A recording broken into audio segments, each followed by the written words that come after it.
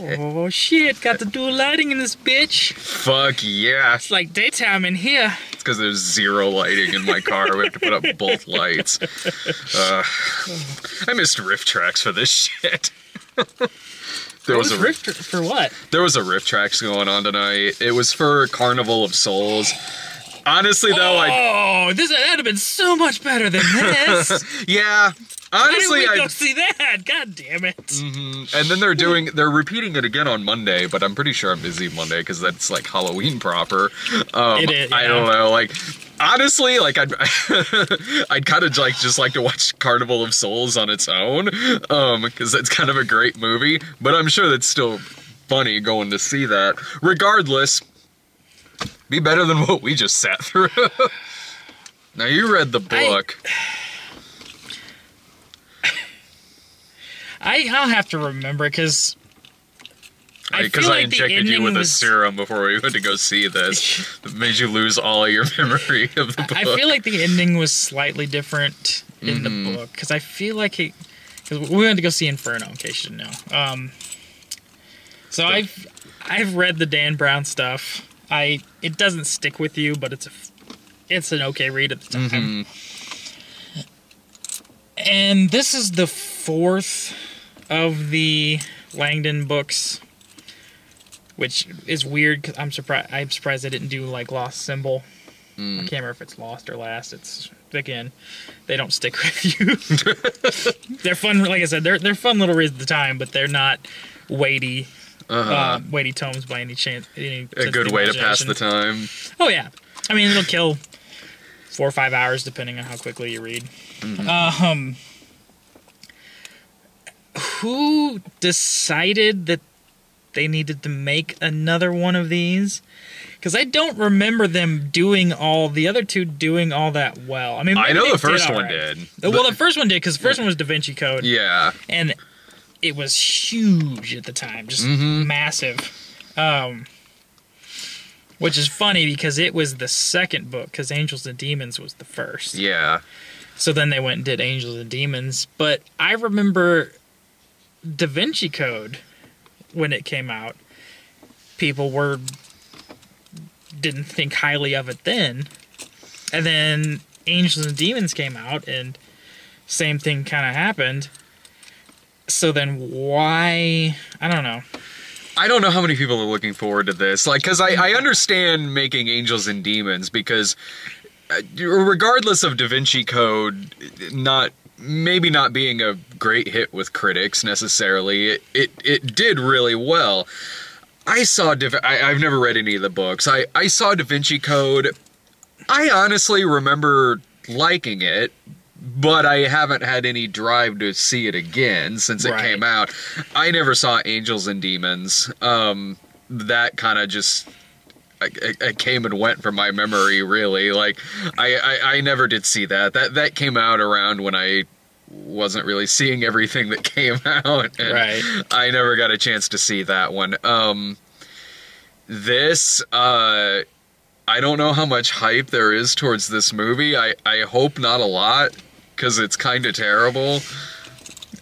Yeah, I mean, it was kind of... I mean, I'm trying to think how much, like, advertising that I saw for this. It's very little. I've seen quite a bit. Then again, I'm at, like, 2 movies a week. I mean, if they're throwing it in front of all these movies. But, like, outside of, like, trailers that you'd see in a movie, like, I haven't seen it advertised very much outside the theater. I don't know, because I don't watch that much TV. What TV I do watch is not cable. It's like Hulu, Netflix, YouTube, whatever. And like maybe there's an advertisement for this here and there. This movie, I was really worried about this from the first bits of the movie, because this is such a horribly edited film that it was reminding me of something. And not in a good way. This movie just instantly throws you into this scenario, complete with really stroby, shitty editing that looks like someone just came in and edited together a scene and then hit the shuffle button for no reason and decided to then spill coffee on the editor. This movie at least in the first part of it, is edited exactly like the theatrical cut of Halloween 6. With the fucking stroby ass editing, the random flashes that come out of nowhere. And I feel like they follow the book sequence of events. But whereas the book fleshes out a narrative and you can understand why they did it, in the movie they leave enough out to where it seems disorienting and confusing.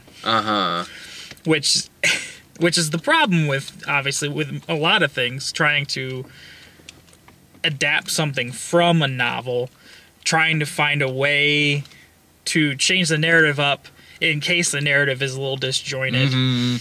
To make it flow better as a movie. It feels like they didn't try and do that. They're just like, okay, here's the plot hits on this book. Oh, bing, bing, bing, bing, bing. Yeah, it feels like they needed to condense about 20 minutes worth of footage into about 30 seconds. So they just decided to add all these flash effects going on, all these different disorienting visuals that they put in post. And it's one thing if you're trying to make the audience feel as disoriented as the character. I get that, I do, but that's not what it feels like here. It feels like there's 12 people in the editing room and no one can agree on a goddamn thing, so it looks like a mess. It seriously looks like Halloween 6, where they took their cues from, because 14-year-olds didn't like it, so they decided to just make it really fucking disorienting and just add these... That would even make sense, too, that they were trying to appeal to children, because this movie treats the audience like idiots.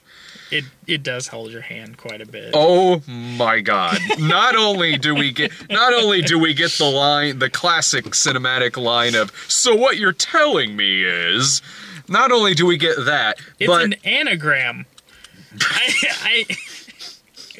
I was like, just...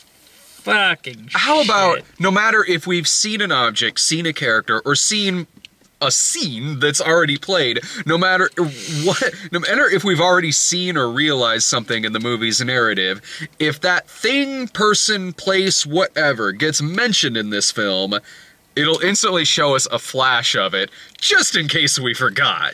Hey guys, remember this? This is the... It's like fucking South Park member berries. Yeah. Remember this from 20 minutes ago? Remember? This is the worst directed Ron Howard movie I've ever seen. Like, this is directed by somebody who... This thing doesn't have a director. It has a corpse of Ron Howard. Yeah.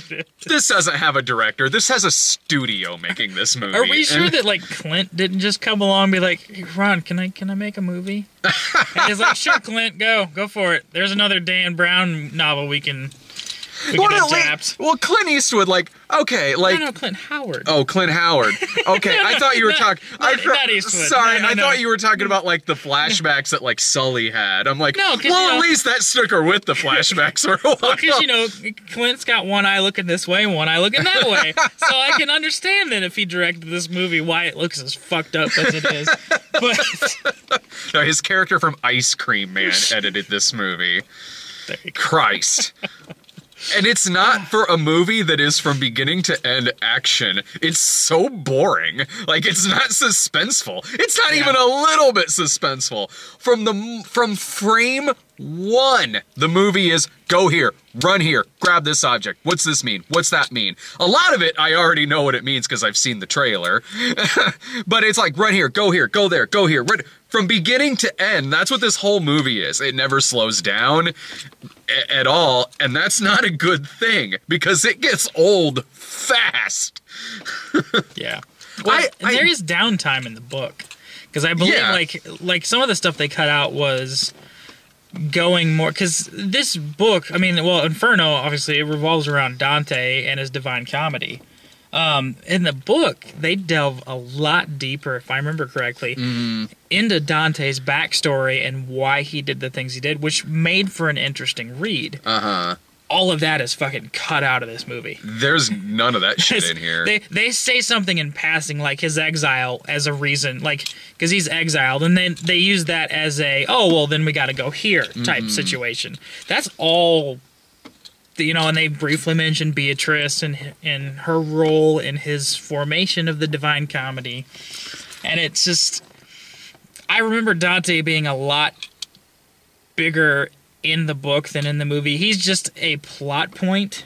Yeah. In the movie, it's just revolving around him with little things here and there. It's never delving into what Dante meant with the Divine Comedy, why he wrote it, the things he was feeling when he wrote it, that kind of stuff. This just uses Dante as just kind of a throwaway. It was like, oh, well, Dante wrote the Inferno, so that's what our movie's called. So let's Dante. Yep. Here's his death mask. Here's a picture of the levels of hell according to Dante. Okay, we're good. Just watch Dario Argento's Inferno. You get a more satisfying experience in this movie. This feels like it's like Brian Grazer, the TV producer, is behind this, because that's what, like, I know he produced this movie, but it feels like I'm watching like a television production, because it feels like it's a little bit of like 24 with all the fucking running around and shit, and also a lot of visuals maybe held over from Hannibal.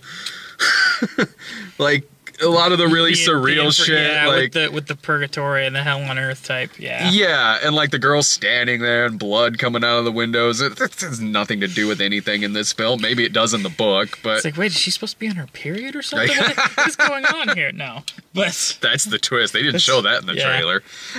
That's where the plague comes from. Goddamn, like that's another. It feels like I'm missing so much having not read the book, because they have like this kind of romance between Tom Hanks and the lady in this film, and then at the end when they talk about like, well, you know, in another life or whatever, and I feel like that was kind of shoehorned in a little bit too. There could have been way more of that, because like at the end when they're like, you know, in another life, I was like, why? Like, you're not really giving me enough of a reason for you guys not to give this a chance. Yeah. You obviously have a history together. I really don't know what that history is, but it seems positive.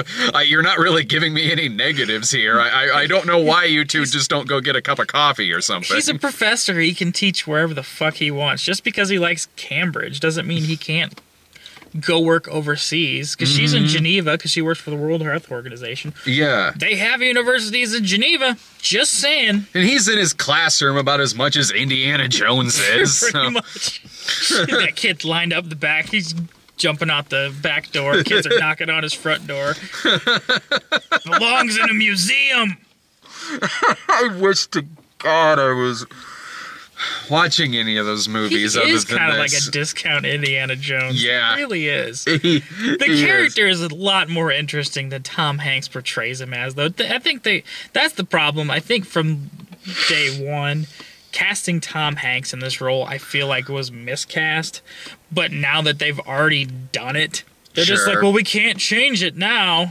Well, I like I said, I haven't read the book, so I can't really vouch for how in the movies he stacks up against how he is in the book, but in terms of Tom Hanks, I mean, I don't have a problem with Tom Hanks in this. I mean, he has a natural likability to himself. Again, it's Tom Hanks. It's Tom Hanks. I mean, like I said, the man is a gift to our generation. I love Tom Hanks. I just feel like this was probably not his role. Like, he's doing the best he can in a role that probably wasn't particularly suited for his taste. He brings, since he has such a natural charisma and likability to him, he does kind of instantly bring something to such a thin character in this film. Right. Like, wow.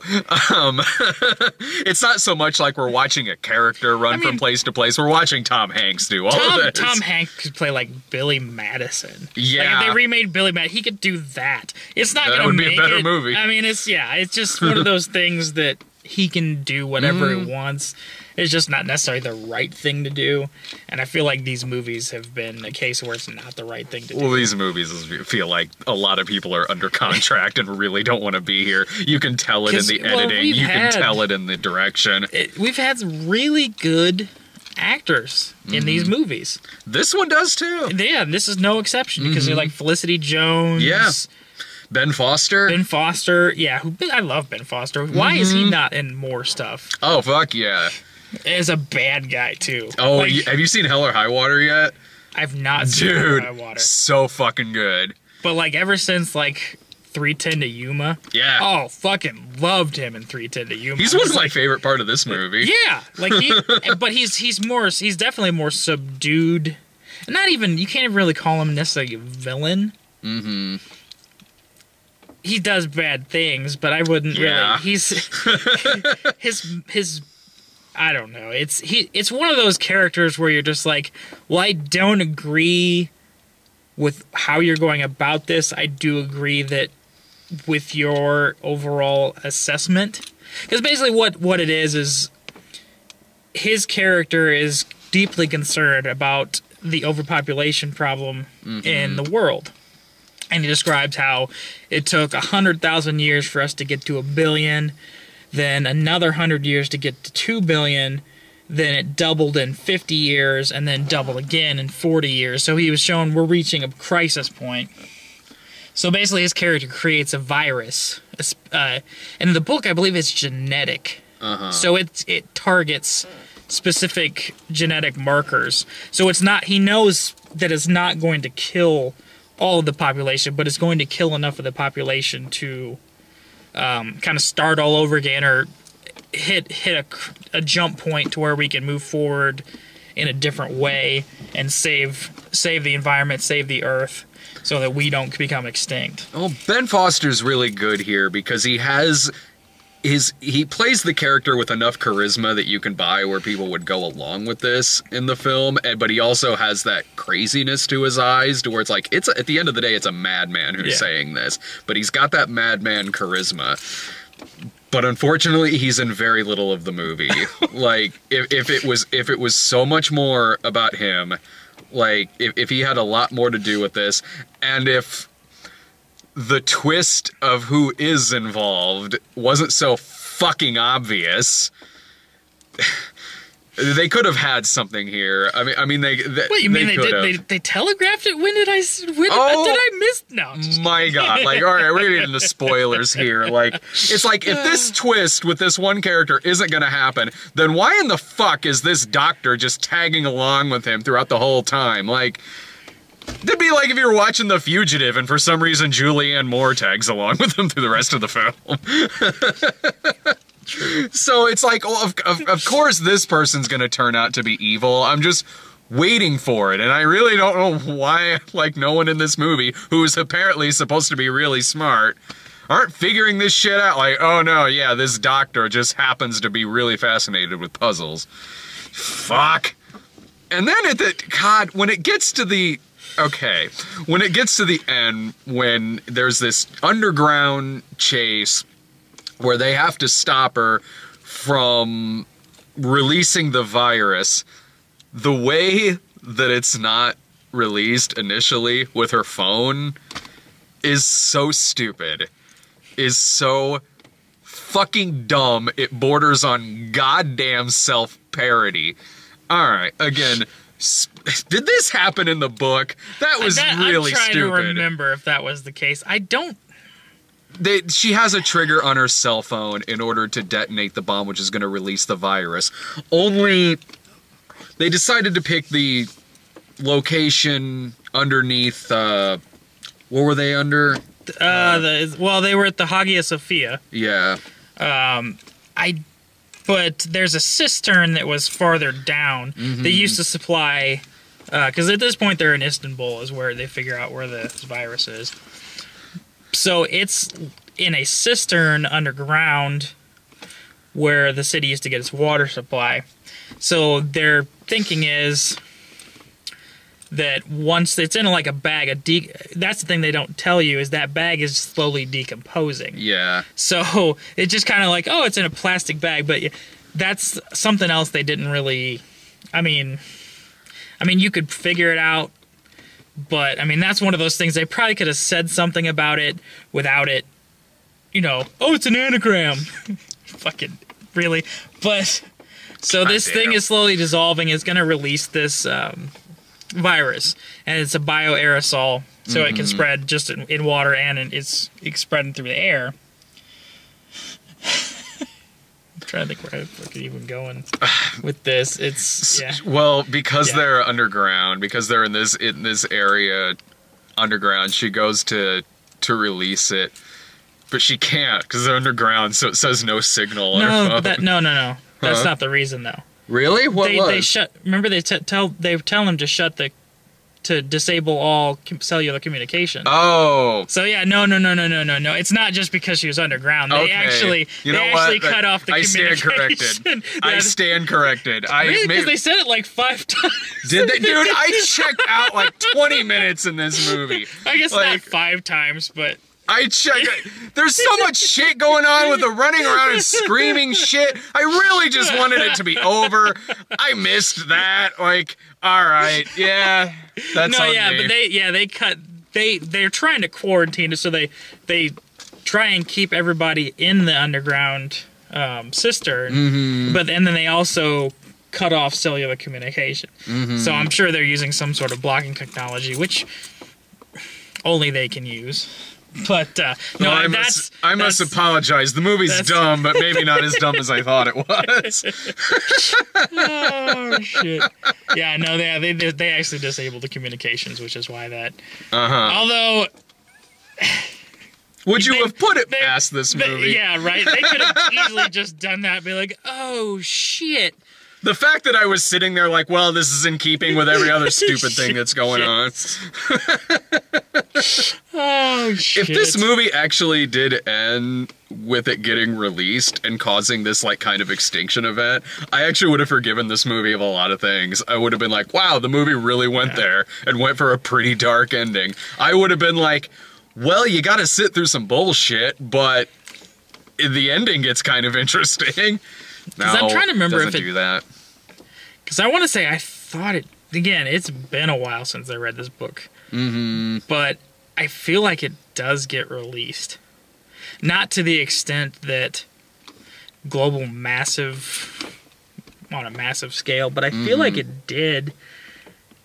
That would have been far more interesting. I'd have to go back and reread it. Maybe I just misread it. But I don't remember it being... I remember the ending being more ambiguous as to whether or not this was going to become an issue or not. Well, I guess they can't create an extinction event if they want a 4th movie to happen. You know, if there's a 4th movie, fucking Christ. This movie... between all of its explaining shit and the flashbacks and all this shitty editing going on, the least dumb thing that this series does is that at least it doesn't title it like Inferno, the Da Vinci Saga, or like the Da Vinci Code Saga, Angels and Demons. The Da Vinci series, Inferno. Oh, God. Yeah. The Da Vinci Saga, there you go. At least it doesn't do that. I'd go see a movie with a series of Da Vinci Saga movies. It was actually Leonardo da Vinci. Well, that would be kind of fun. Definitely. I feel like there's a Star show that Da Vinci's part of. I can't remember what it's called. I think there's an Asylum knockoff of these. Well, this is an actual, like, television show. Mm-hmm. Is it something monster? I can't remember. But I think it revolves around Da Vinci. That sounds like fun. Much more so than this. Go watch that instead. This isn't interested in giving you really any kind of character depth or character development or any kind of quiet moment or any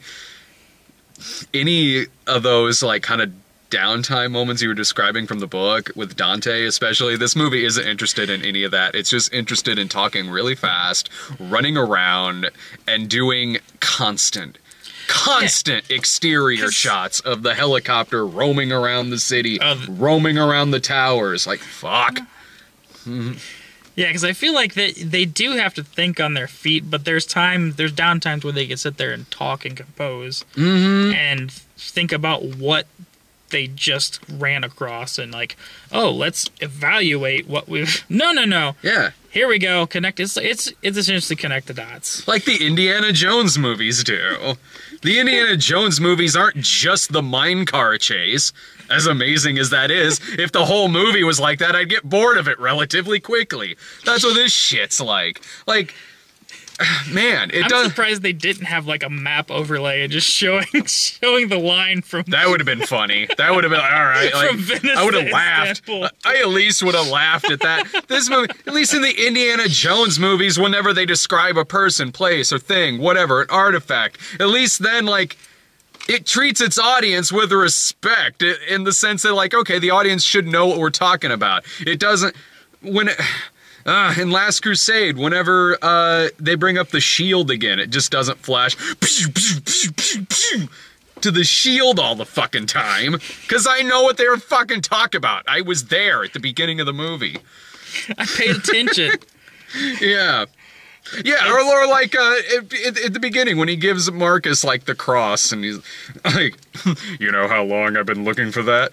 All your life? If it was this movie, it would have flashed in and then done really quick zoom flashback effects of what we just saw. Then it would have 5 minutes ago, like literally. Yeah. Then it would have cut back to Indiana Jones going, all my life. This movie could fuck off.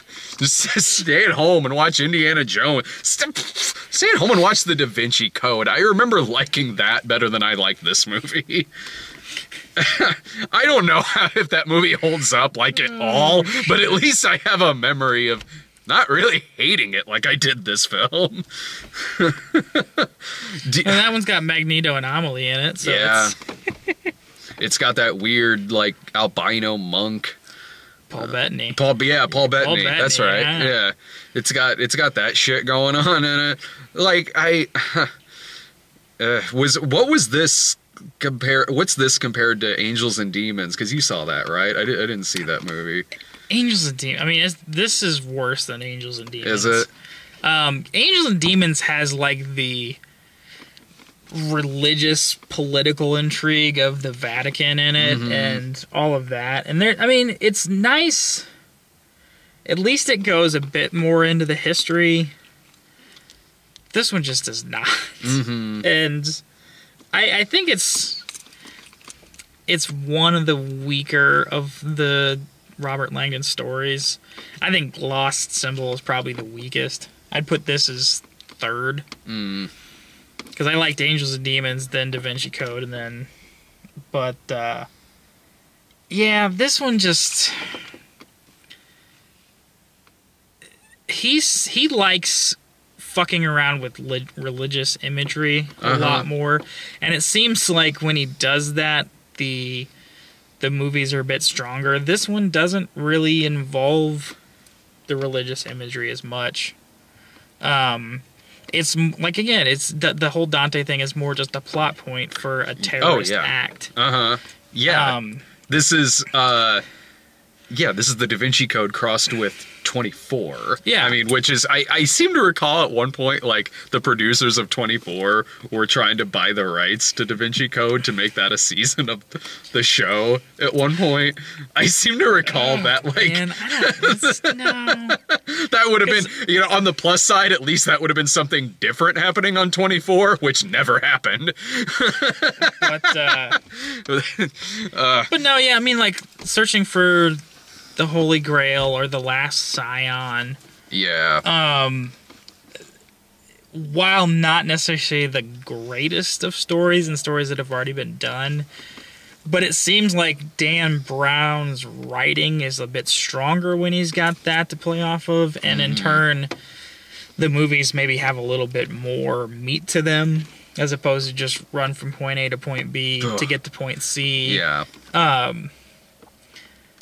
Yeah, it just there's no substance to this movie. There really not isn't. at all. And like I said, I mean, it comes from a book whose substance isn't big anyway. So trying to translate it from book to screen just kind of, it's almost like an exercise in futility just from the start. So why they would decide to go ahead and do it anyway, I just don't know. It's a movie that perhaps maybe at one point they had like a better edit of this film and somebody looked at it and thought it was boring, so they just chopped a lot of stuff out, left in the action, and just threw in all this flashy editing that just gave me a fucking headache. I'll say this, like, it was maybe easier to sit through than Jason Bourne, because at least it didn't make me nauseous. At least, like, it had slightly more likable lead, but only just because it was Tom Hanks. No, I think at best this is like just maybe pop it up on Netflix if you've seen and liked the other two movies. Yeah, that's sure, but good luck, man. Yeah, this is, I don't understand the point of making this, other than they think they're just gonna get a big payday from it, but I don't even know if that's true. You're a boredom, I don't know. Mm-hmm. Maybe they wanted to retain the rights. They're like, oh, it's getting kind of close. It's like, oh, we gotta make another movie. Yeah. I don't know. That could be it. That's why we get fucking Spider-Man reboots every 5 years. Yeah. Fuck. The next one will be better than 2. Yeah. I'll put some money down on that. I'll be surprised if somebody falls into a vat of electric eels and comes out as an electric man. I never wanted a fucking Aunt May before, but god damn it, why the fuck did you make Marissa Tomei and Aunt May? Hell it's like, yeah. No, that's a weird boner for me. That's a totally weird boner. Aunt May is the nice old lady. You throw Marissa Tomei up there who I've seen naked, I'm like, god damn it, Marvel. God damn you right now. I'm got the weirdest boner in the world. I'm just like, fuck. I guess I can understand it based on they keep making them younger, but fuck. With great hotness comes great erections. Pretty soon Aunt May's gonna be younger than my ass, and that's no. And we'll still be here, a couple 70-year-olds. They're gonna have like an 8-year-old Spider-Man with like an 18-year-old Aunt May. It's like, god damn it right now, really. But the 3D is really good. Here we are, midnight screenings, 2034. Oh my god. Yeah. Spider-Man 28. They've kept it going 28 movies without rebooting it. That's a record. Somehow, yeah. They're on the like tier like E characters now. Yeah. That would be interesting. It's like the Hobgoblin's evil nephew who likes to tinker. There'll be a lot of me leaning over going, who's that? Who the fuck? I don't fucking know. Yeah, like, I don't even know who the fuck that shit is. Alright, next, so speaking of comic books, Doctor Strange. Yeah, next week is, Doctor Strange. That means I hope it's good. I want it to be good. Me too. So it'll be better than this. Well, that's setting the bar pretty low, though, yeah. So. Yeah, it's like, well, you know, look at the bright side of Keeping Up with the Joneses. It's better than Medea, I guess. Oh, and that's pretty true. It is as bad as Keeping Up with the Joneses. It's very clearly better than Medea Halloween. All right, fucking train wreck. See you next week. Yes.